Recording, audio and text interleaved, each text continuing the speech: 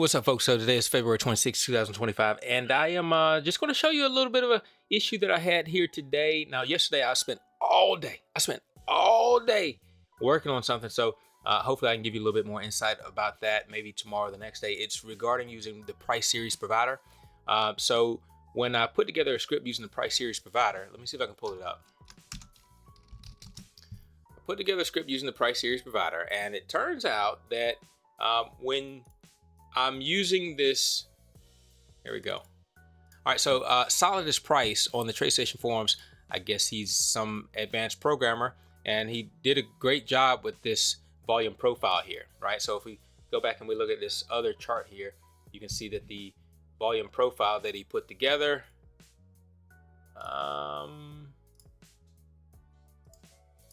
right here, we're going to turn on the volume profile.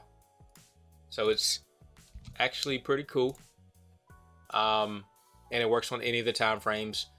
There's several inputs that you can put in for it, so that you can change the way that it presents. But very nice for TradeStation, since TradeStation doesn't have a native volume profile indicator, which is kind of crazy, but it is what it is. So we got to work with what we got. All right, so one of the things I want to do is I wanted to incorporate some type of the volume profile information into some of my scripts. So I need to be able to recreate the information that we get from the volume profile. So what I did was I started working on my script over here, and let's see, it's this script here, so I can find where the nodes are for the volume profile. But as I put my script together, I was having a lot of issues. It took me all day long, and I mean, the logic isn't terribly complex. It is a little bit convoluted, but it took me all day long, and it appears the primary reason is, if we go back to the other display, is that when I turn on my script, you see over on the side here, you see some information here. Now, this is just the printout of what we have from when we were checking the price. So we did the volume profile, and then we put a price into the volume profile, the information, the script that I put together, and then it spits out the amount of volume at that place. So we're going to fix that so it doesn't keep printing that out. I'm going to come back over here, and we'll clear this. Okay, so now you see that Solidus indicator is already on. We're going to turn mine on, and when I turn mine on, it should give us a count of everything that's in the price series provider, and then, like I said, then otherwise it would give us a readout of how much volume was at that level.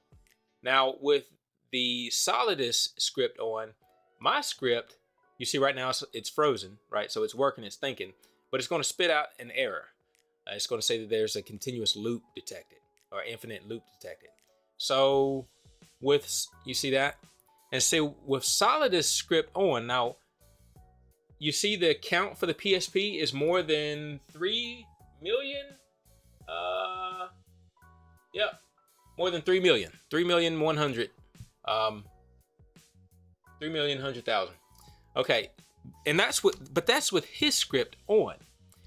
I wouldn't think that two price series providers would interact with one another, but if I turn his off, and if I leave it off for a little bit, a couple seconds or something like that, and then let's just change the time frame to 1 minute, then we change it back to 5 minutes.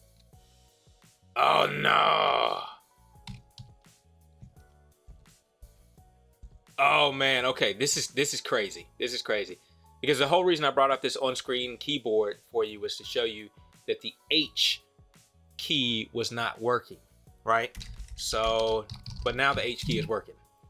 And like I said, I was able to hit the H key on the on-screen keyboard to show you that that this platform was not accepting the H key. Now, it would accept it on the internet and Google Chrome and everything like that. The computer was still reading the H key, but this TradeStation was not reading it. So that's crazy. That's the whole reason why I started up this video today anyway. All right, so what we're gonna do, so we're on the 5 minute time frame. Back on the 5 minute time frame. Let's start my script back up, which is volume profile nodes. Now you see here now, instead of having the 3 million, now it only has 62,000, and it ran quickly, no infinite loops, nothing like that, right? So there's some interaction with price series provider, whereas if you have more than one on, apparently it gives you some type of issues. Now, when you get into having this many elements from, say, price series provider, and you're doing a loop through your information, the loop will end up kicking back an infinite loop detected. So one of the things I did to try to get around this, and I don't advise it, but infinite loop detect equals false, and you can verify that, and that's fine if your infinite loop is just outside the range of an acceptable amount of time to complete. But if you truly do have an infinite loop, then this will just keep running and running and running until you decide to turn your computer off and back on. So that's pretty much all I have for you today. Hopefully by the time I come back to you this afternoon or so, I'll have an answer from the advanced programmers about why the price series providers seem to have an overlap when we're talking about two completely different components, right? So this is a price series component for the script that I put together.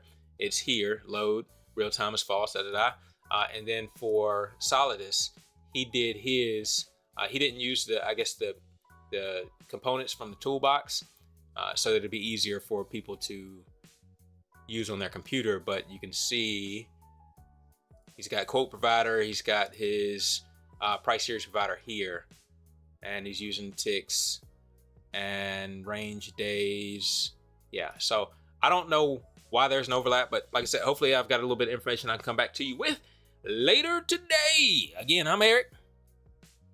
I have been your host. I don't know if I like that. I have been your host. I'm Eric. I'm out.